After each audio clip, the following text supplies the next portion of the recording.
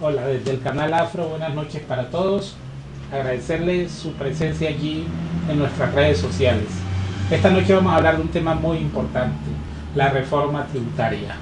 Un grupo de organizaciones de todo el país se reunieron en Bogotá para hablar precisamente de eso, de la reforma tributaria, esa reforma que el gobierno nacional va a presentar muy pronto al Congreso de la República. Están con nosotros esta noche dos amigos del alma, dos amigos muy queridos, Robinson Devia, de La Voz de la Conciencia, y Arturo Velázquez, de la Alianza Cera. Con ellos vamos a dialogar, a abrir este tema para la nación. Robinson, la pregunta obligada: ¿qué plantearon las organizaciones en términos de la reforma tributaria? Se hablaron unos temas, entiendo, constitucionales, unos temas de su contexto en la economía general. ¿Cuáles fueron los temas que plantearon las organizaciones en el tema de reforma tributaria? Bueno, Pedro, primero que todo, un saludo a la amable audiencia. De verdad, muy contentos que el canal Afro, pues como una alternativa diferente a estos medios masivos de información, le brinde la oportunidad a la gente de enterarse de lo que está ocurriendo detrás de bambalinas con el tema de la reforma tributaria en medio de este proceso de paz que estamos viviendo. Y sería importante, como bien lo dices tú, antes de entrar en el tema caliente de la propuesta del gobierno, porque aunque no se ha presentado oficialmente al Congreso de la República, sí hay una intencionalidad con fuerza de ley, precisamente en la ley 1739 del 2014, en el artículo 44, se da un ordenamiento y se dice claramente: crece una comisión de expertos que entre a revisar en primer punto el régimen tributario especial de las organizaciones sociales o entidades sin ánimo de lucro. Entonces, como para contextualizar al amable televidente que a esta hora se conecta por Canal Afro y las diferentes redes a través del Facebook, contarles primero y contextualizarlos en el tema en tres puntos supremamente importantes. El primero, el marco constitucional que tiene el país. Antes de hablar del efecto que va a tener esta reforma tributaria, es que va a desaparecer el 96% de las organizaciones sociales. Y esto atenta contra el artículo primero de la Constitución Nacional, que dice que supuestamente somos un Estado social de derecho. La segunda es el artículo 5, en donde se habla que la persona y la familia son los fundamentos sobre los cuales se rige y se crea la nación. Y por último, el artículo 3, que tiene que ver con todo el tema de que la soberanía reside en el pueblo, y de allí es donde se hermana el poder público y el poder político en el país. Si nosotros entendemos esto, vamos a poder contextualizar muy bien al televidente para que pueda entender el efecto tan negativo y nocivo que tiene esta reforma tributaria en términos de proceso de paz. Pedro y amables televidentes, también es importante que entendamos que el movimiento y la Fundación La Voz de la Conciencia viene haciendo un llamado a nivel nacional, porque hemos encontrado que el sector gubernamental y el sector empresarial en el país de alguna manera están medianamente organizados y hacen sentir su voz, pero sin embargo las organizaciones sociales de base en el país están por debajo en el sentido de participación, de visibilidad, de tener una voz para proponer.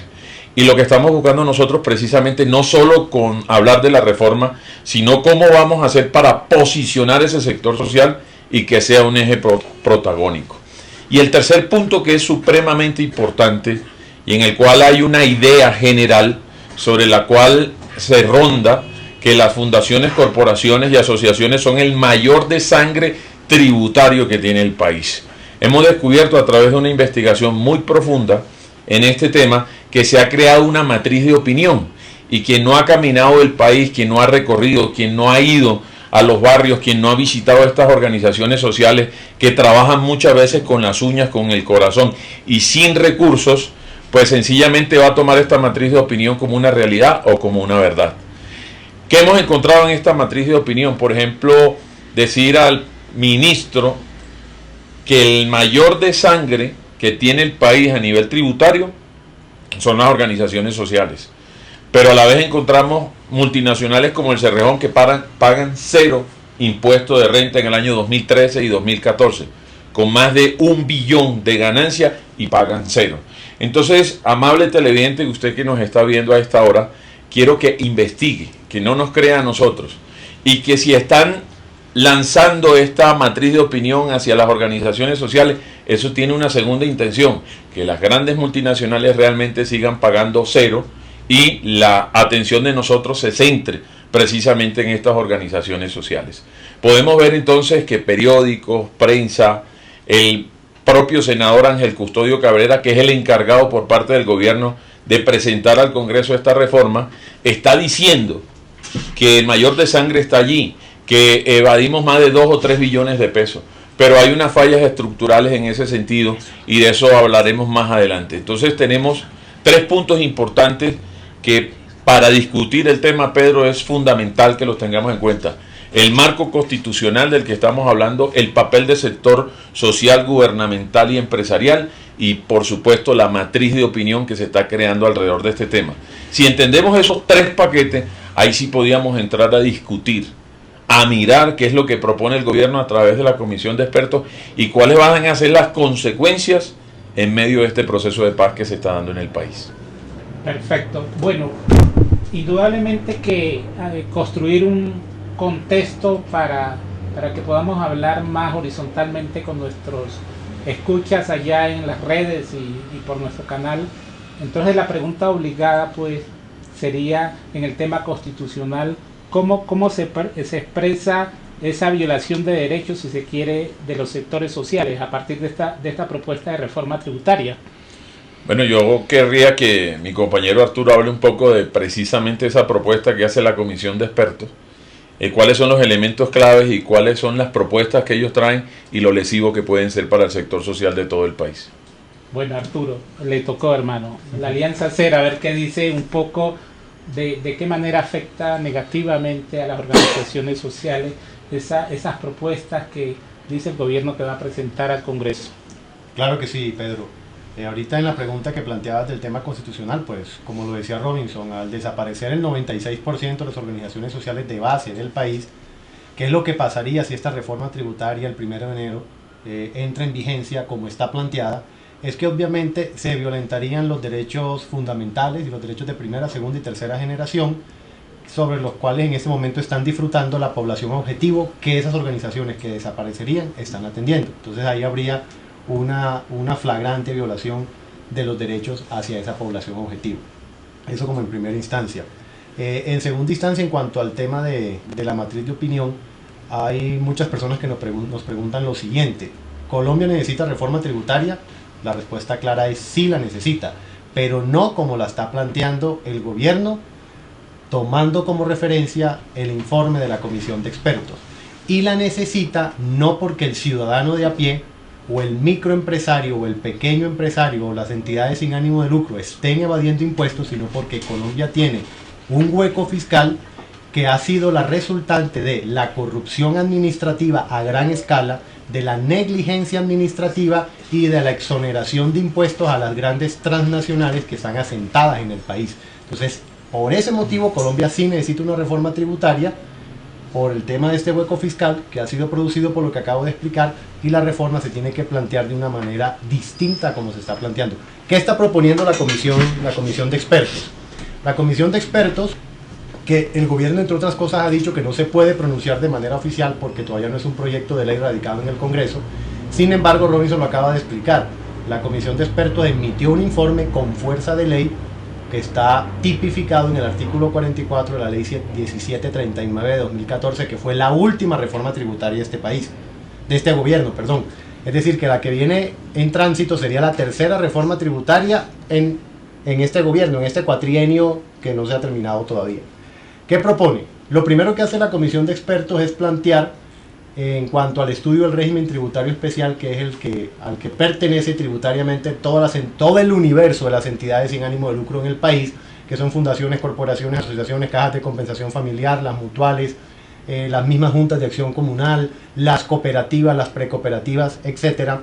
Propone que sean excluidas automáticamente del régimen tributario especial, y que para poder regresar a ingresar a ese régimen tributario especial, como se dice en derecho, lo tienen que hacer a ruego, es decir, solicitárselo a la DIAN.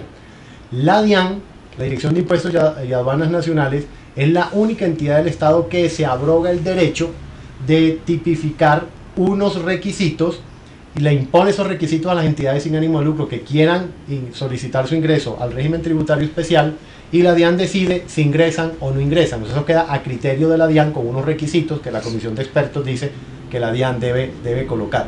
Entonces, al no pertenecer estas organizaciones al régimen tributario especial, se presentan dos consecuencias totalmente nefastas.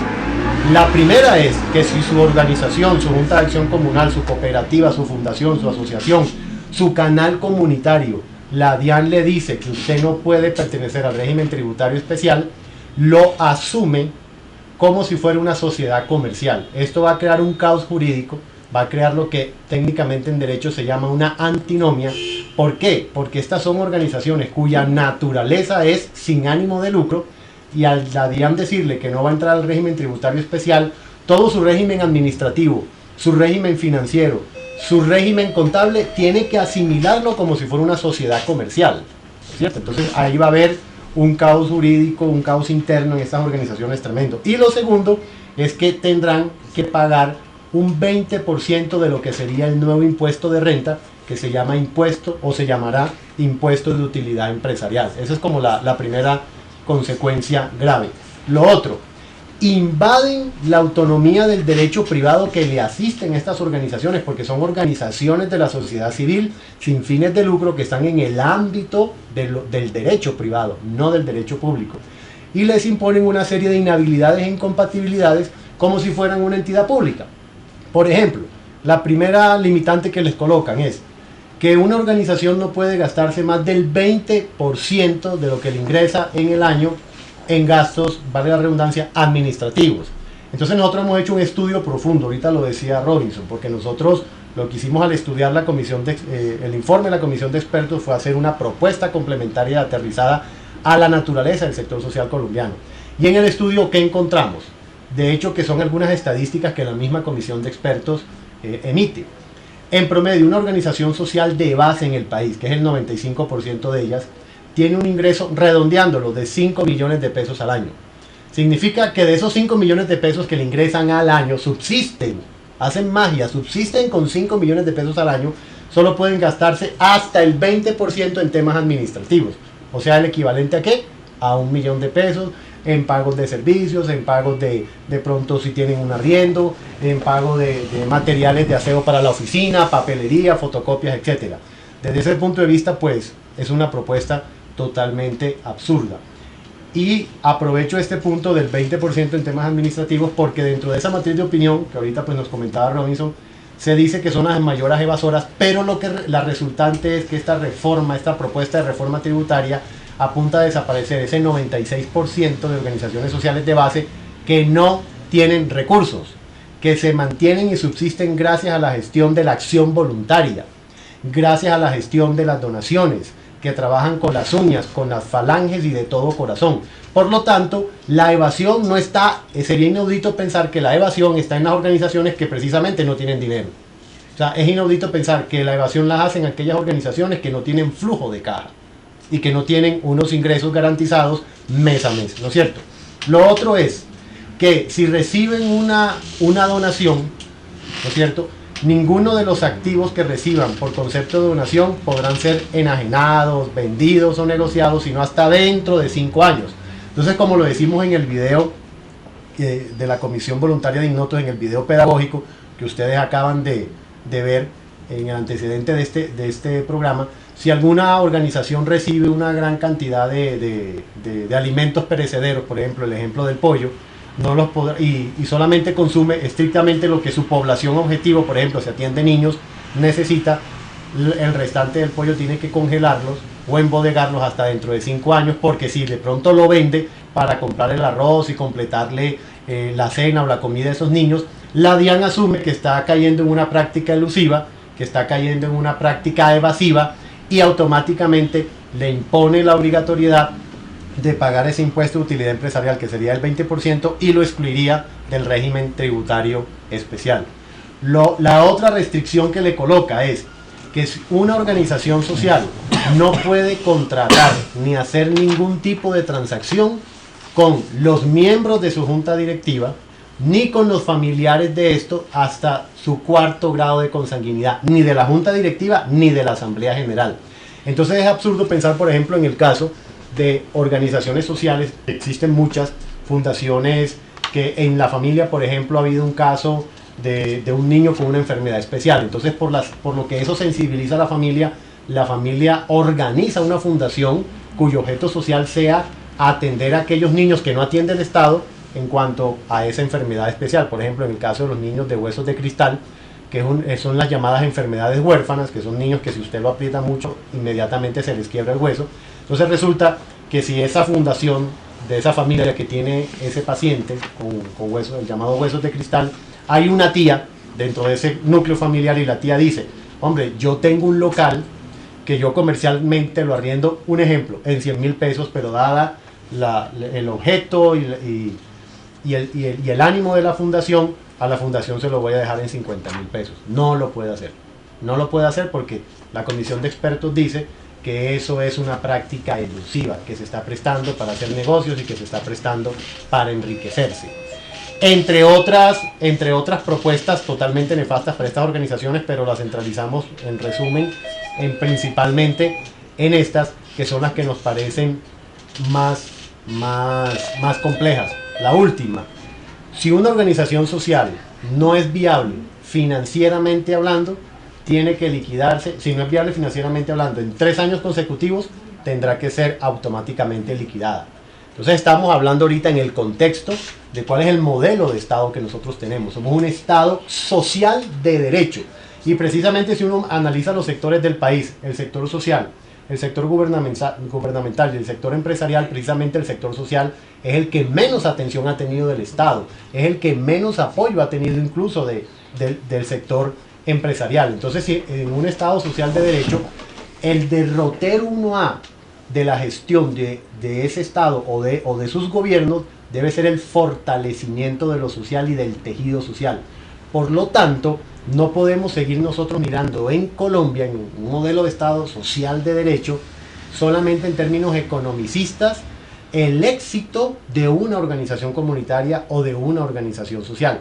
Porque esa organización comunitaria, esa organización social, también tiene una riqueza social instalada que está en la mano de obra o en la acción de sus voluntarios, en las experiencias, en las metodologías que han acumulado en los estudios también que han acumulado a lo largo del tiempo estas organizaciones, y eso tiene que ser cuantificado. Por ejemplo, en Colombia todavía estamos en deuda que el gobierno genere unos mecanismos reales para saber cuánto la acción voluntaria de este país, que se estima que en Colombia hay aproximadamente unos 800.000 voluntarios, le están aportando al Producto Interno Bruto, es decir, están haciendo crecer la economía.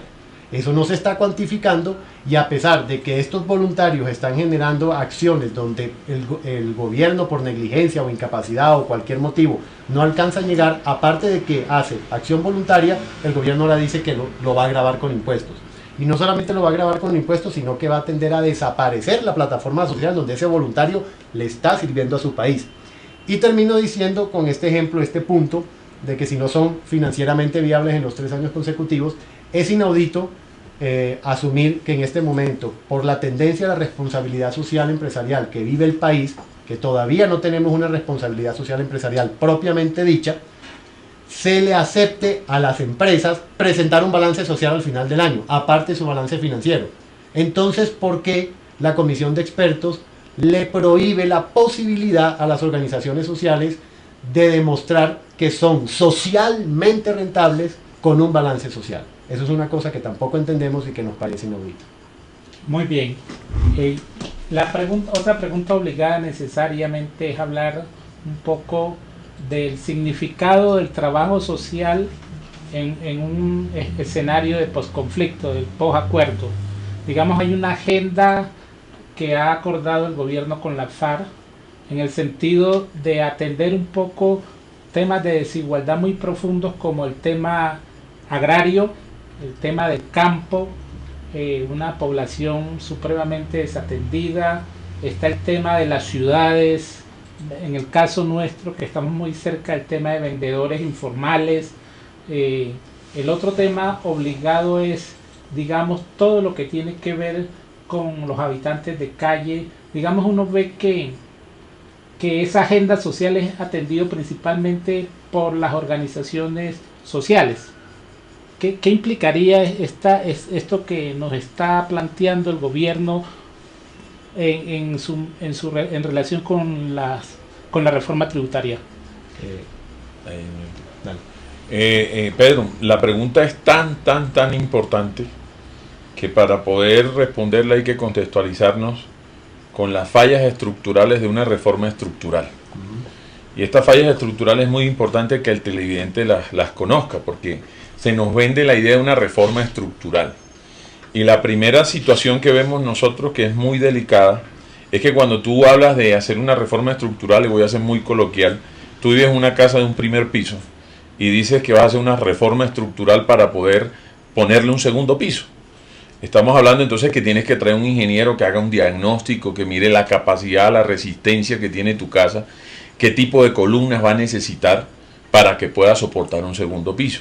Digámoslo que ese segundo piso que se va a colocar va a depender necesariamente de ese estudio, de ese diagnóstico, para que esa reforma que vas a hacer sea estructural.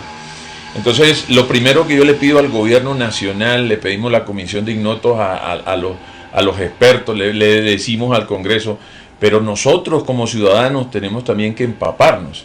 Y la primera cosa que decimos, pongámonos de acuerdo en la cifra. No podemos hablar de una reforma cuando no sabemos la cifra. Entonces pongo Unidad Especial Administrativa de Organizaciones Solidarias, que se supone que es la que se encarga del tema de las fundaciones, corporaciones, asociaciones, cooperativas, fondos mutuales y demás. Encontramos que tiene una cifra de que son 219.587 organizaciones en el país. Pero resulta que el Ministerio de Hacienda tiene una cifra de 71.759. Pero le hicimos un derecho de petición a la DIAN y nos habla de 270.000. Algunos medios de comunicación como CME dice que son 250.000. Y la tapa de eso es cuando al señor Ángel Custodio Cabrera, senador de la República, el cual respetamos como persona, sin embargo nos deja muy dudoso que sea experto en el tema económico, en lo social, cuando dice claramente, que le pregunta a Yamid Amá, ¿cuántas organizaciones sociales hay en el país? Y él dice, no sé, de 100.000 a 500.000. Y creo que ese es un rango muy amplio. Le pregunta a Yamid, bueno, ¿y cuánto evaden? No sé, de pronto de 2 a 3 billones de pesos. Entonces estamos hablando de una reforma estructural, señores. Entonces, ¿qué le pedimos nosotros? Haga un diagnóstico real. ¿Sabe realmente cuánto le aporta al Producto Interno Bruto del país el trabajo social de base de organizaciones campesinas, de organizaciones de madre cabezas de hogar, de canales comunitarios como este, de emisoras comunitarias, de periódicos comunitarios? ¿Cuánto suma el trabajo de la gente que trabaja en la salud, en la educación del pueblo y de la base? Resulta que estamos invisibilizados como sector social, estamos divididos, no somos tenidos en cuenta, tenemos una dispersión normativa.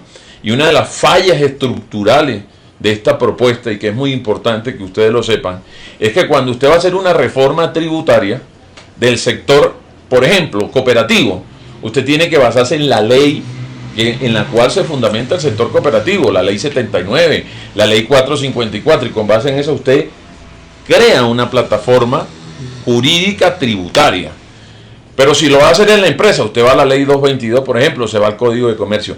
En Colombia no existe, escuchen bien, una ley que respalde el sector social. Nosotros no estamos diciendo que no se controle, claro que es necesario que se controle. Somos los primeros interesados, porque es que hay un 4% de organizaciones y fundaciones empresariales que evaden al país más o menos 10 billones de pesos, pero resulta que la propuesta que hace el gobierno no va a tocar a estas organizaciones. Entonces toco lo que decía Arturo. Una de las exigencias es que todas las organizaciones sociales tengan gerente con prestaciones sociales y con sueldo. Pues si usted va a la Fundación Éxito, pues claro que le puede pagar a un gerente, pero vaya a la fundación de Doña Pepita en el barrio, que alimenta en un comedor comunitario a 200 niños, que le toca con las uñas sacar esa comida, dígame de dónde saca para pagar un gerente. Y que se gaste solo el 20% en ingresos, por Dios. Entonces hay un 4% maneja en promedio cada organización 2.516 millones de pesos. Mientras el 96% de la organización social, y estoy hablando, señores, de la del barrio, y no estoy hablando de la teoría o de la estadística que encuentra uno en la Cámara de Comercio, en la DIA, no, hemos caminado el país, nos hemos ido a los barrios, hemos caminado en Siloé, en Agua Blanca, hemos ido al Jarillón en Cali, hemos estado en Cartagena, en Santa Marta, en todas esas organizaciones de Medellín que trabajan en las comunas, hemos ido a los canales comunitarios, 450 organizaciones hemos visitado en el país para saber que eso que dice el gobierno si era real.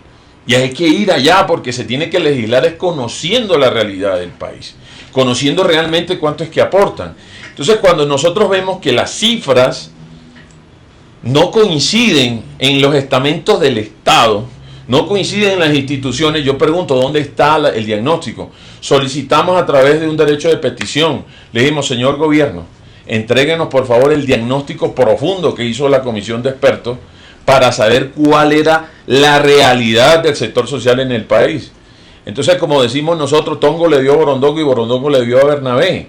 Le pasamos ese derecho de petición, entonces ellos nos dicen que es el ministerio que nos responde, el de Hacienda. Después no, que es la DIAN. Y así sucesivamente nos han tenido desde el 1 de junio un derecho de petición, escuchen bien, con 65.810 firmas de organizaciones sociales, de dirigentes de organizaciones sociales, de gente que se beneficia de estas organizaciones sociales, y hoy el gobierno no ha dado una respuesta coherente y contundente frente a la solicitud que se hizo. Otro detalle, dicen que el sector social en el país, y quiero que escuchen bien esta cifra, maneja 130 billones de pesos. Y eso lo hemos escuchado en varios medios de comunicación. Por Dios, 130 billones significa el 57%, escuchen, del presupuesto de la nación. Si el sector social manejara esa cantidad de dinero, no hubiese déficit en la salud de 5.3 billones, no hubiese déficit en la educación de 5.7 billones de pesos. ¿Ustedes creen que las organizaciones sociales no le hubieran dado un vuelco a este país con 130 billones de pesos? Entonces, al no haber una congruencia, Pedro, al no haber una realidad, entonces esta reforma estructural carece precisamente de eso, de estructura. Ahora, vamos a traducir, ya no nos vayamos a las cifras frías, a las cifras financieras, vámonos al contexto humano y qué es lo que va a significar esto dentro medio de un proceso de paz, en donde, hombre, la muchacha, el señor, el campesino, y voy a tocar un punto. Cuando caminamos en el Jarillón de Cali encontramos una mujer de 70 años, señores, con una asociación de desplazados. Y resulta que esa señora hacían carbón natural. Y me decía, vivo en una dicotomía, Robinson, muero y vivo por el carbón. Y resulta que yo me ponía a pensar, Dios mío, esta señora cómo le pone un gerente a la asociación para seguir sobreviviendo como asociación. El único medio que tenían para sobrevivir, y me decía claramente, Robinson, yo para comerme una pata de pollo, tengo que estar aquí 8 horas y me estoy muriendo, y andaba con un ¿cómo le llaman al? Un inhalador, esa es la palabra, con el cual uno dice, Dios mío, esta es la realidad que está viviendo el sector social. Entonces van a quedar niños desamparados, van a quedar abuelos en la calle. Entonces, el Estado no atiende esa población objetivo.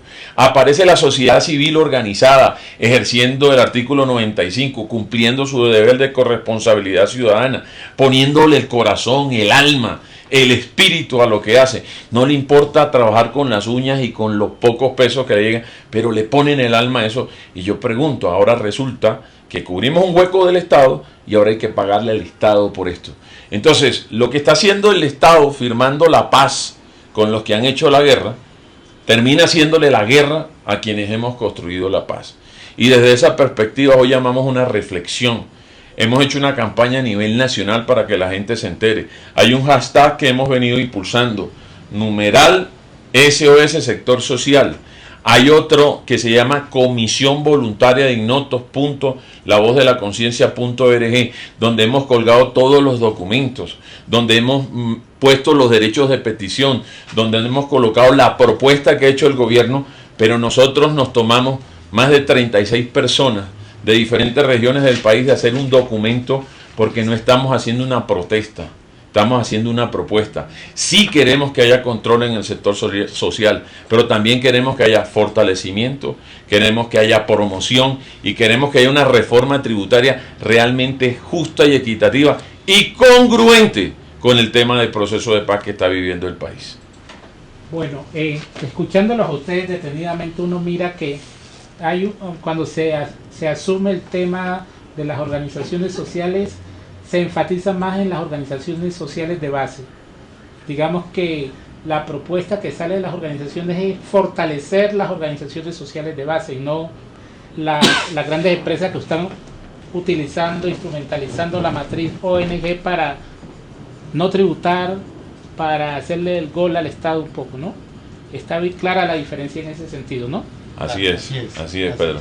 Bueno, porque sí hay preocupación también de sectores organizados que son conscientes de esta situación tan grave, ¿no? De que grandes empresas están usando la matriz ONG para evadir impuestos, ¿no? Precisamente en ese punto que tú tocas, Pedro, que es muy importante. Cuando nosotros estudiamos lo que la Comisión de Expertos le propone al Gobierno Nacional en el tema de evitar la elusión y de evitar, porque así lo dice textualmente, que el sector social siga abusando de la figura de entidad sin ánimo de lucro para la evasión de impuestos, encontramos, por ejemplo, que si verdaderamente ese sería el objetivo de la comisión de expertos, le pondrían unos mecanismos reales para que las 125, 129 fundaciones de las grandes empresas del país no sigan generando ese negocio de la evasión de impuestos. La misma DIAN saca la estadística, que en un año, en promedio, esas 125, 130 fundaciones empresariales evitan darle al fisco nacional aproximadamente unos 10 billones de pesos, que no se los pagan por concepto de renta de esas empresas a la DIAN, al fisco nacional. ¿Qué proponemos nosotros desde la Comisión Voluntaria de Ignotos en este documento? Porque cogemos propuesta por propuesta de la Comisión de Expertos, hacemos unas observaciones y un análisis y generamos una propuesta concreta. Que si verdaderamente queremos evitar la evasión y el abuso de la figura de entidad sin ánimo de lucro, que se saque en la nueva reforma tributaria una disposición que le prohíba a las grandes empresas que tienen fundaciones descontar del impuesto sobre la renta cada vez que le hagan donación a su propia fundación, pero que sí se lo tengan en cuenta cuando esa grande empresa le hace esa donación a una organización social de base, porque ahí estaríamos rompiendo el negocio de la grande empresa que saca plata de un bolsillo para metérselo en el otro. O sea, tiene su empresa acá y su fundación empresarial aquí. Entonces eso es muy importante. Lo otro que decíamos al principio en cuanto a la necesidad de una reforma tributaria, pero contextualizada y pertinente. El gobierno insiste mucho en el tema del hueco fiscal y, como lo decía al principio, le tira la responsabilidad del hueco fiscal al ciudadano que es evasivo, entre comillas, o a las organizaciones sociales que evaden, ¿no es cierto? Eso por un lado. Pero analizando y estudiando el acuerdo de paz, y contestándote en el marco de lo que nos planteabas ahorita, las mismas cifras de estudio que sustentan el acuerdo de paz, escuchen bien esto, dicen que combatir a las FARC en un solo año le cuesta al Estado, en su presupuesto de defensa, 28 billones de pesos. Escuchen esto. Y si el hueco fiscal en este momento en Colombia se estima entre 25 y 30 billones, con un solo año que dejemos de combatir a las FARC, Colombia inmediatamente cubriría ese hueco fiscal. Quiere decir, ya logramos estar a un paso de dejar de combatir a las FARC. El presupuesto de defensa, por ende, debe disminuir de manera ostensible. Y si disminuye de manera ostensible y ya no nos va a costar en el año 2017 28 billones o 29 billones combatir a las FARC, porque el gobierno con ese dinero no cubre el déficit fiscal o el hueco fiscal, y si genera en el marco de un proceso de paz, genera unos mecanismos tributarios que van a minar completamente el tejido social de un país cuyo modelo de Estado es un Estado social de derecho. Lo otro, quiere la Comisión de Expertos evitar el negocio de las organizaciones sin ánimo de lucro de que evaden impuestos. Entonces yo quiero ponerles el siguiente ejemplo. Si ahorita les explicaba que el nuevo impuesto de renta se va a llamar impuesto de utilidad empresarial, que las organizaciones sociales que no puedan ingresar al régimen tributario especial o que no reúnan los requisitos van a pagar un 20% de ese impuesto, que es el impuesto, lo que hoy se llama el impuesto de renta. Entonces, ¿qué ocurre? que contrario a lo que están proponiendo de evitar la ilusión, la están fomentando. ¿En qué sentido lo están fomentando?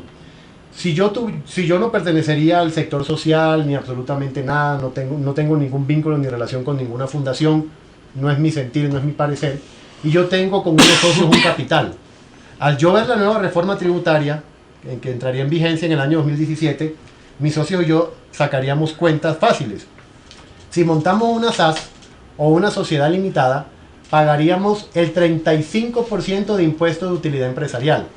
Pero como la reforma tributaria nueva me dice que si yo me constituyo como fundación, asociación o corporación y no pertenezco al régimen tributario especial, no voy a pagar el 35% de impuesto de utilidad empresarial, sino el 20%. Entonces, mis socios capitalistas y yo, ¿qué hacemos?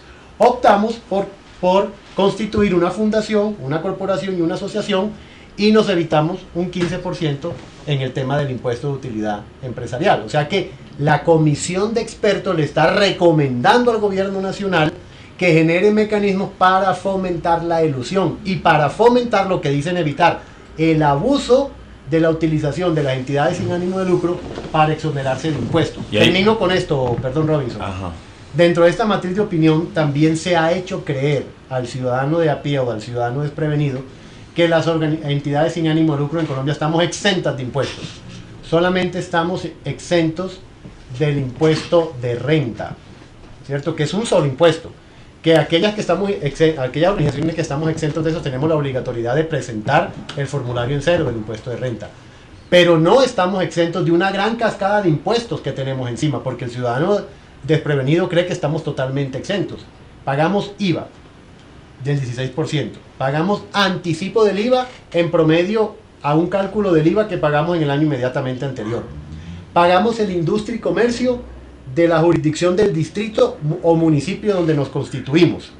Aparte de eso, pagamos una serie de retenciones y de estampillas cada vez que estas organizaciones pueden acceder a un proceso de contratación directa, como en el caso de las juntas de acción comunal o en el caso de fundaciones o corporaciones locales que trabajan en temas directos del plan de desarrollo de su localidad. Aparte de eso, se pagan ciertas retenciones en la fuente según el caso específico, que eso lo maneja mucho mejor un contador.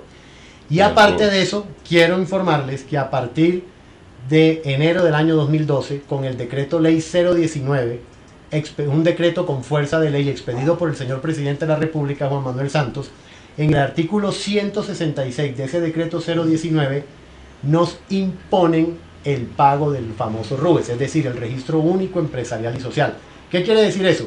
Que así como una empresa, una sociedad comercial, antes del 30 de marzo de cada año tiene que pagarle a la Cámara de Comercio la renovación de su matrícula mercantil, el decreto 019 de 2012 nos puso a partir de ese año 2012 a las entidades sin ánimo de lucro pagar anualmente una renovación social acorde al patrimonio y al nivel de activos que esa entidad sin ánimo de lucro tiene. Es decir, es un impuesto al patrimonio totalmente disfrazado. Entonces, sí tenemos una lista larga de impuestos que pagamos las entidades sin ánimo de lucro. Solo estamos exentas, muchas porque otras no, en el tema del pago del impuesto de renta. Entonces, esa es otra cosa que tiene que quedar claro en la cabeza del colombiano. Yo quiero complementar algo que decía Arturo, que es vital y es importante, ¿no? Cuando nosotros vemos esta propuesta que hace la comisión de expertos y estamos hablando de que hay 2 exministros de Hacienda integrando esa comisión, estamos hablando de que la integraba también Miguel Urrutia, exgerente del Banco de la República. O sea, estamos hablando de gente que tiene un perfil profesional, un perfil de alto nivel en cuanto a ocupar cargos de alto gobierno. Estamos hablando de empresarios, estamos hablando de gente que de alguna manera ha influido en muchos de los procesos económicos del país. La primera cosa que notamos es que no había ni un solo representante de las organizaciones sociales de base. Y analizando la propuesta, respetamos el profesionalismo, el conocimiento que puedan tener en tributación, en impuestos, en términos financieros. Pero lo que demuestra esto es que nuestros gobernantes desconocen el país que gobiernan. No lo caminan, no lo sudan, no lo sienten, no lo llevan aquí en el corazón, no lo aman. Porque si hicieran realmente un recorrido, reconocieran la realidad de lo que está sucediendo en el sector social país, las dinámicas que estamos generando. Y ahí, Pedro y amables televidentes, hay que hacer una reflexión. Yo pienso que siendo esto un punto coyuntural negativo y que pone en riesgo la organización de la sociedad civil, que es el único mecanismo que nos queda de participación ciudadana y de influencia en las decisiones nacionales, porque en los partidos políticos ya nosotros no tenemos ninguna cabida, porque no somos del alto pedigrí de quienes han manejado siempre el país. Entonces va a desaparecer la única forma constitucional que nos da la ley para nosotros participar. Eso es supremamente delicado. Y ahí es donde yo le digo a la gente, epa, sí estamos en un proceso de paz, pero el proceso de paz tiene que ser una situación integral. Que las FARC y el gobierno firmen es un acto positivo de una serie de retos que tenemos como nación. Y esos retos comienzan, ¿cómo vamos a fortalecer el sector social? ¿Cómo vamos a trabajar con el sector campesino? ¿Cómo le vamos a dar la dignidad, por ejemplo, a los policías patrulleros que llevan 10 y 15 años sin un ascenso? ¿Cómo vamos a hacer para darle la dignidad también al magisterio? ¿Cómo vamos a trabajar con todo el tema de los desplazados? ¿Cómo vamos a trabajar todo el tema, por ejemplo, del agua que se está perdiendo? Todos esos temas integran un proceso y desde esa perspectiva es donde hacemos un llamado de atención y que analicemos.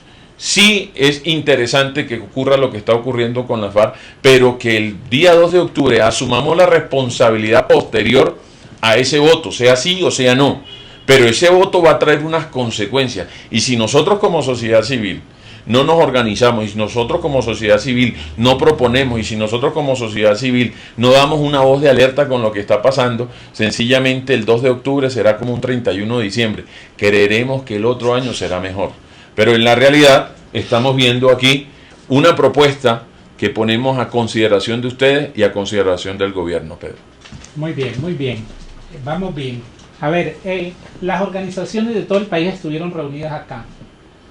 Digamos que de allí salió una propuesta de proyecto de ley desde las organizaciones sociales para tratar el tema de la reforma tributaria desde una mirada social.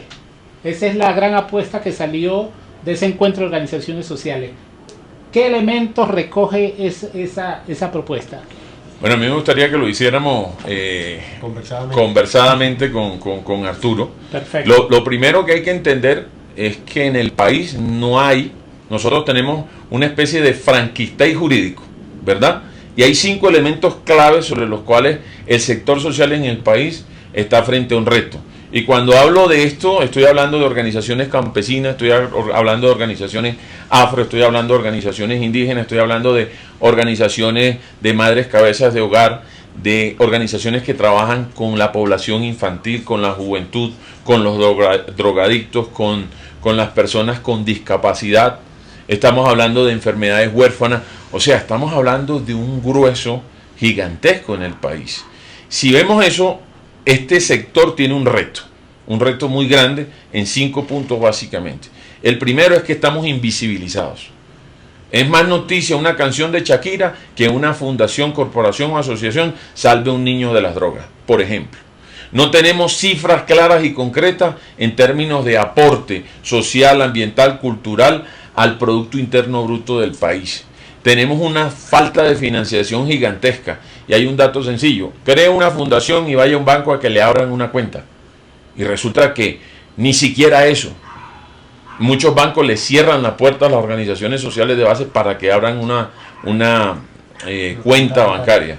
Entonces, ese tipo de elementos son importantes tenerlos en cuenta. El otro punto es que entre el sector social hay competencia, siendo un sector solidario, siendo un sector social que debe unirse y trabajar en conjunto. Miremos la ANDI, son empresas y resulta que están unidos y trabajan en conjunto siendo competencia. Está FENALCO, está la COPI, pero si ustedes ven, no existe un gremio que nos represente a nivel nacional, que sea una voz, y pienso que se nos ha dado una oportunidad histórica, coyuntural dentro de este tema. Y el último punto es que hay una dispersión normativa, una especie de Frankenstein de las leyes, de los decretos y de todo lo que tiene que agarrar el sector social, porque hoy no existe ese marco normativo.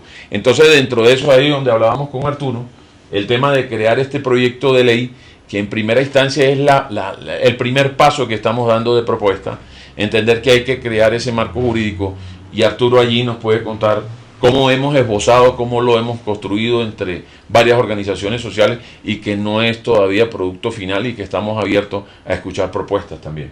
Claro que sí, es que parte, Pedro y queridos televidentes, de las propuestas de fondo que nosotros venimos planteando como Comisión Voluntaria de Ignotos, es que para ser una reforma tributaria estructural, esa estructuralidad tiene que basarse en el ordenamiento jurídico colombiano. Entonces, en ese sentido, una de las propuestas de fondo es generar un marco normativo para las entidades sin ánimo de lucro constituidas bajo la figura de fundación, corporación, asociación, reglamentar de manera formal el voluntariado, que es un puntal que permite que estas organizaciones hagan gestión, y crear también algunas otras disposiciones complementarias. Entonces, en ese sentido, uno de los temas que puede asegurarnos esta ley es que darle el piso jurídico que requiere el sistema tributario del país para cerrar las debilidades que ese sistema tributario tiene en cuanto precisamente el sector social. Entonces, ¿qué componentes trae la estructura de esta ley? Me voy a ir a uno de los últimos capítulos. Voy a empezar por el capítulo penúltimo de esta ley, que ya hemos redactado su estructura. Tenemos 4 capítulos, perdón. 4 títulos. 4 títulos y 97 artículos. Entonces me voy a ir al título penúltimo. Estamos proponiendo la articulación y la integración del sector social a través de todos los sistemas sociales que el país tiene. Tenemos Sistema Nacional de Voluntariado, tenemos Sistema Nacional Ambiental, tenemos Sistema Nacional de la Atención y la Prevención del Riesgo, tenemos Sistema Nacional de Juventud, Sistema Nacional de Planeación, el Sistema Nacional de la Discapacidad, el Sistema Nacional del Bienestar Familiar para la atención de la primera y de la segunda infancia. Colombia es un país que el Sistema Nacional de Participación Ciudadana, a propósito de la nueva Ley de Participación Ciudadana de julio del año 2015, del año anterior. Somos un país que, desde el punto de vista orgánico, tenemos 9, 10 sistemas de participación social, incluyendo dentro del sistema de la participación del bienestar familiar, incluye también los COMPOS, es decir, los consejos municipales de política social y los consejos departamentales de política social. ¿Qué plantea esta ley? Que Colombia es un país que tiene una gran riqueza instalada en la gestión de lo social, pero es una riqueza que está dispersa. Entonces la ley plantea un sistema transversal de la gestión social en Colombia, el penúltimo capítulo de esta ley, donde estamos proponiendo generar un gran consejo social nacional que esté compuesto por 1 o 2 representantes de cada uno de los sistemas que yo les acabo de enumerar. De esa manera, el gobierno nacional podrá tener focalizado el gran capital intangible del sector social, donde ese Consejo Nacional del Sector Social pueda generar unos contenidos programáticos para insertar en los planes nacionales de desarrollo que se discuten cada 4 años, y que desde ahí el gobierno deje de dispersar los recursos y concentre los recursos en un solo bloque, en un solo paquete, con unos programas nacionales muy definidos, a través de un documento COMPES con N, un documento COMPES social, y con eso optimice el recurso y sea más eficiente también el proceso de fiscalización de la inversión de estos recursos para todos estos 9 o 10 sistemas que he conversado, y que queden registrados pues dentro del marco de un plan nacional de desarrollo. Eso le da respuesta y le da vida al modelo de Estado, a la connotación de Estado social de derecho. Le daría una vida bastante interesante. ¿Qué otro tema proponemos? Pero Arthur, ahí ese punto que está tocando es importante para que el televidente y Pedro comprenda el alcance de lo que eso significa. Sí. Tenemos un sector gubernamental de alguna manera estructurado históricamente, tenemos un sector empresarial, pero resulta que el sector social primera cosa que hace el sector social, es el que financia el Estado y el que pone los votos para elegir a los gobernantes. Segunda cosa que hace la sociedad civil organizada representada en ese sector social, es el que le compra a las grandes empresas y por eso ellos tienen los recursos que tienen. Claro. Y es irónico que siendo nosotros los financiadores tanto de gobierno como del sector empresarial, hoy estemos en una posición de desventaja. Hoy una fundación, corporación o asociación va y toca la puerta y parece que fuera a pedir. No, nosotros estamos financiando todo un proceso de país. Señores, pedimos dignidad para nuestro sector, pedimos que se posicione la labor de los canales comunitarios, por Dios, que se tenga en cuenta el trabajo que hacen las mujeres, que se tenga en cuenta el trabajo que hace el campesino, que se tenga en cuenta el trabajo de toda la gente que sin un interés ni político ni económico trabaja de corazón por los demás. Y esto entonces que tú propones, Arturo, tiene una connotación, es darle un marco jurídico a ese accionar que durante años ha estado invisibilizado, que durante años no ha tenido voz y que por primera vez, fuera de las toldas políticas, ideológicas, que hasta ahora lo único que han hecho es dividirnos, y que históricamente no nos podemos olvidar que esta guerra partió de los partidos políticos liberales y conservadores, que se transformó con el tiempo del hacha a la motosierra, entre lo que eran los chulavitas, lo que eran los pájaros, que se convirtieron posteriormente con la evolución en guerrillas y paramilitares, y que si vamos al fondo, quienes hemos puesto los muertos en esta guerra, sea guerrillas, paramilitares o ejércitos, son los hijos de las personas de Colombia, las madres de Colombia, que esos hijos no han tenido una oportunidad de estudio ni de trabajo, han sido sometidos al hambre, y la única opción que han tenido es irse por las armas, camino equivocado, que gracias a Dios empezamos a recapacitar en el país, a darnos cuenta que por ahí no era la vía. Entonces, no estamos hablando simplemente de un marco de ley para que se quede en una retórica, sino es que es primera vez, creo yo, en la historia, que estamos nosotros, la base, no el gobierno, no el senador, sino nosotros construyendo, los ciudadanos, estamos construyendo una ley basada en la realidad de lo que nosotros vivimos. Estamos haciendo una democracia directa. Exactamente, y entonces eso que propone Arturo está abierto a escuchar propuestas, a que nos sumemos.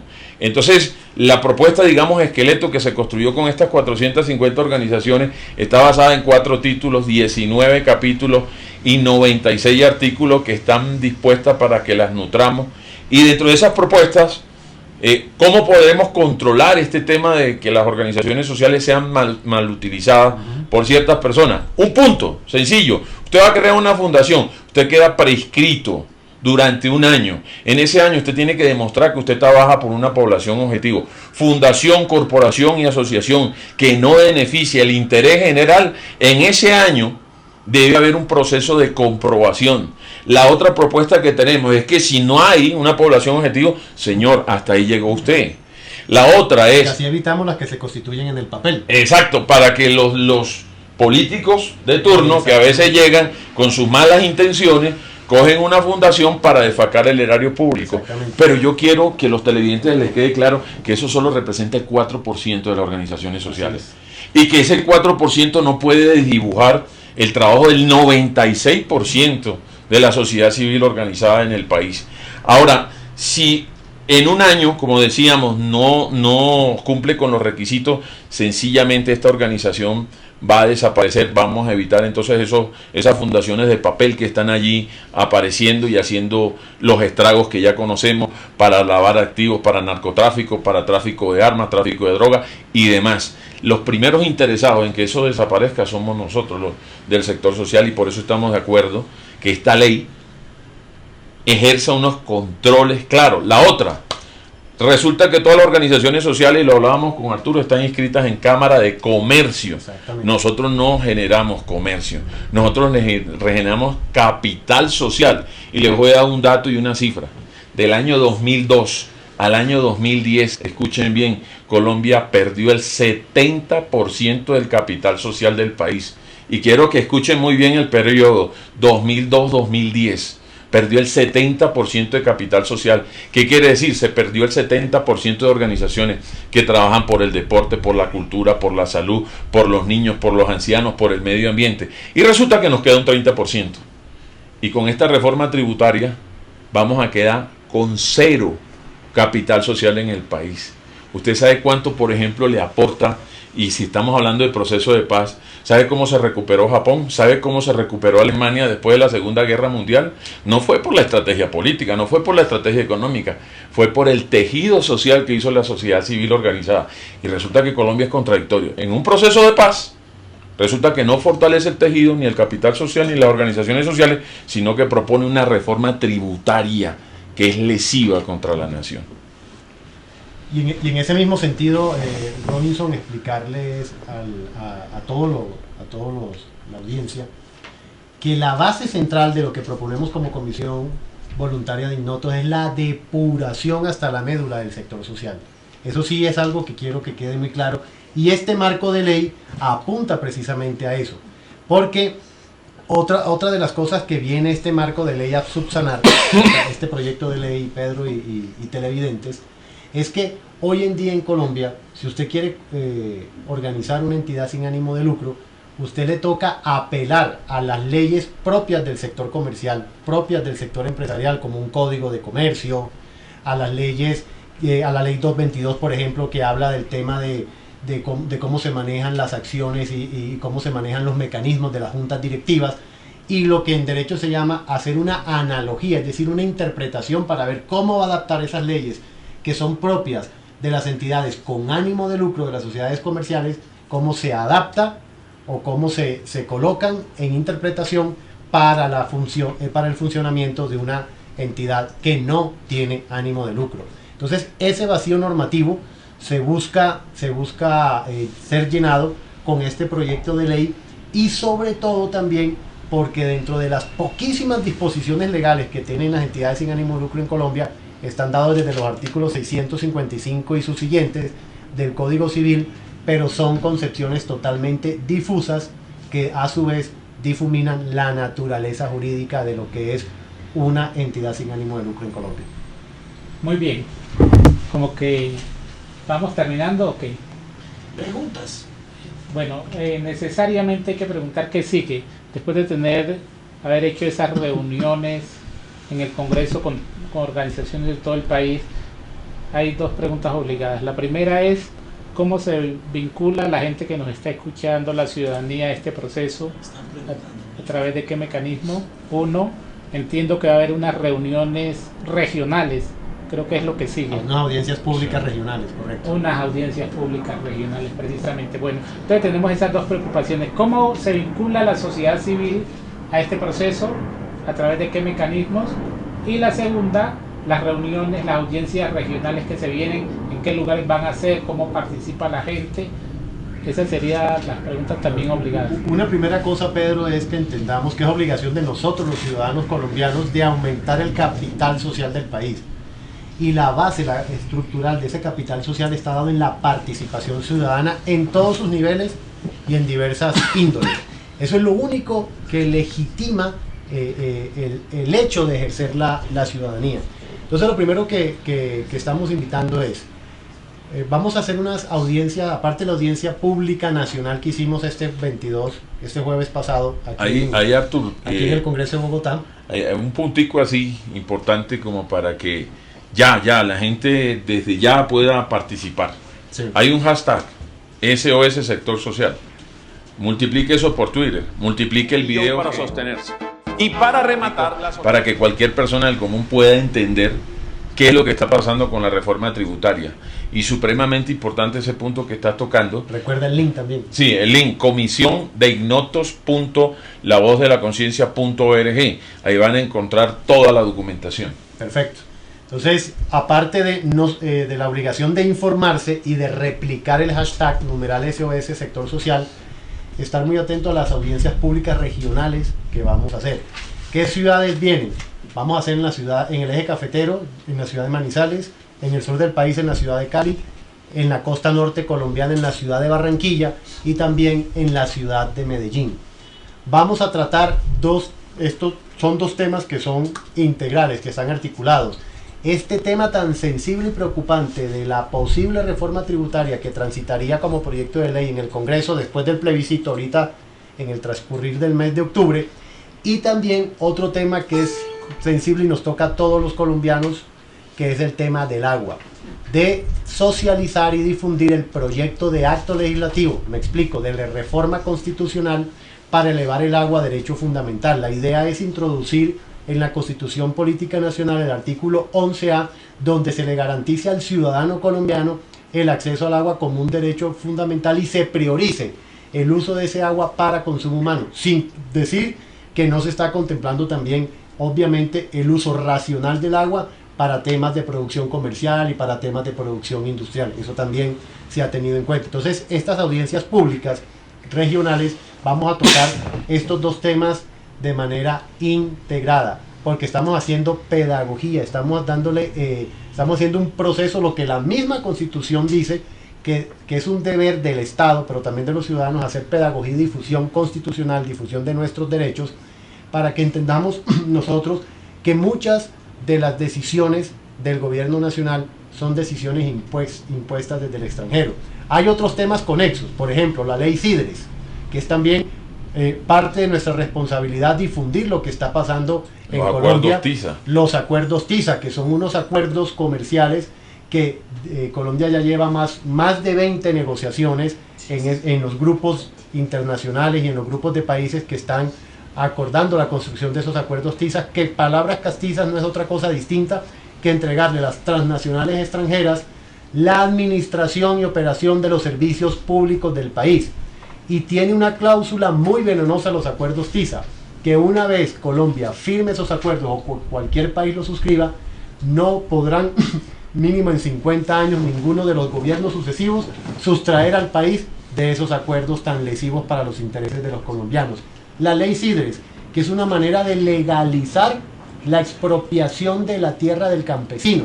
Entonces ahí es donde estamos nosotros alertando al pueblo colombiano que, como por ejemplo en el marco del acuerdo de paz, de los 6 puntos que se trataron en La Habana, el primer punto que va referido a una reforma agraria, pero una reforma agraria que supuestamente una reforma agraria integral que va a venir a competir con una ley CIDRES que está expropiando de la tierra al campesino, una ley CIDRES que incluso ha sido demandada por inconstitucional por el senador Jorge Robledo y por el senador Jorge Prieto.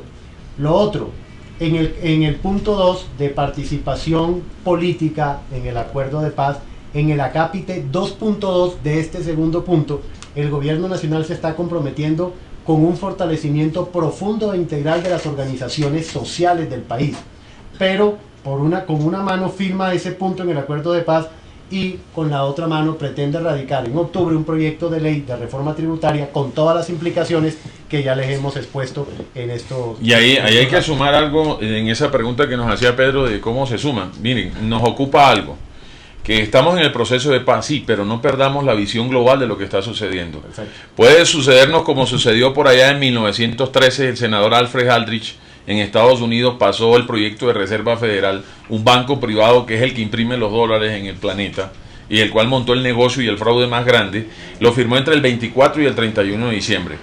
No nos parece a nosotros estratégico, ¿por qué el gobierno nacional, si de verdad quiere hacer un proceso de paz, por qué primero no pasó la reforma tributaria y la puso en una discusión para que el proceso de paz realmente estuviera sobre una plataforma ya negociada? Pero resulta que nos van a anestesiar con el proceso de paz y el 2 de octubre o el 3 de octubre estarán radicando el proyecto y seguramente el 24, el 31 de diciembre estará ese proyecto aprobado. Pero ¿qué pasa el 1 de diciembre? Todos nos desconectamos. Todos estamos en año nuevo, vida nueva, y es muy importante estar alerta para que no nos vayan a meter un golazo con esta reforma tributaria, no sea que el 1 de enero de 2017 hayamos perdido más del 96% de las organizaciones sociales, nos estemos dando golpes de pecho y no haya nada que hacer. Entonces, puntos claves. 1, el hashtag SOS Sector Social. Eso hay que, numeral SOS Sector Social, supremamente importante que lo difundan. 2, en la página de Facebook, La Voz Comunica, allí tenemos toda la información de lo que ha venido sucediendo en el país. Aparte, también usted puede contarle a las organizaciones sociales de su barrio, multiplicar este video. Entonces, digamos que con acciones muy pequeñas podemos hacer cosas muy grandes. Un acto importante que sucedió en esta audiencia pública y que hay que resaltar. Señores, llegaron 350 líderes de todas las regiones. Nadie les pagó el bus. Nadie los trajo con un tamal, vinieron por conciencia. Los del Congreso estaban sorprendidos, los camarógrafos, los propios congresistas decían, ¿quién trajo esta gente? Haciendo cola desde las 7 de la mañana. Eso significa que en el país está pasando algo, en el país se está despertando una nueva conciencia y eso es lo que queremos sumarlo. Y estén muy pendientes porque a través del canal del Congreso, en diferido, va a ser pasada esta audiencia pública y se van a dar cuenta que no solo nos está hablando Arturo, está hablando Robinson. Nosotros simplemente somos unos voluntarios y unos buceros que hoy nos tocó esta responsabilidad con ustedes. Pero van a encontrar jóvenes de 23 años, discapacitados hablando con propiedad y diciendo, hombre, ¿cómo el gobierno crea una ley para la discapacidad y por el otro lado destruye las organizaciones sociales? ¿Quién va a hacer viable esa ley? Escuchamos a alguien que trabaja sobre el tema de voluntariado, escuchamos a mujeres que trabajan con el tema de la violencia con niños y con jóvenes en la ciudad de Medellín. Eso es lo que toca el corazón y sensibiliza, y esa es la forma como nosotros los invitamos a que se sumen a ese proceso. Una última acción con la que se pueden sumar es que nosotros nos comprometemos que a través de Canal Afro les vamos a hacer llegar la agenda de cuando el canal del Congreso va a transmitir en diferido lo que sucedió en la audiencia pública del pasado jueves 22, para que ustedes puedan ser televidentes directos de lo que pasó en esa audiencia pública y lo repliquen por redes también. Preguntan desde Cali, ¿cómo vincular organizaciones de veeduría ciudadana a este proceso? Claro que sí, claro que sí. Dentro del marco del proyecto de ley, el proyecto de ley también busca cobijar de alguna manera a las veedurías ciudadanas. Una de las propuestas, en una de las siguientes propuestas, que así como el sector comercial o el sector empresarial tiene sus cámaras de comercio, el proyecto de ley lo que busca es crear una cámara para el sector social, que cobije también a las veedurías ciudadanas. Entonces, en este sentido, yo quiero ser un poco explícito. ¿Por qué aparecen las cámaras de comercio en el país? Rápidamente. Las cámaras de comercio aparecen en virtud de la Constitución del año 91, que establece varios mecanismos de descentralización administrativa. En este sentido es la descentralización administrativa por colaboración. Entonces miren lo que ocurre. Cuando se legisla los que están legislando, ya sean a nivel de rango constitucional o a nivel de rango legal, están pensando en legislar para montar negocios. Así es como se ha manejado la democracia del país.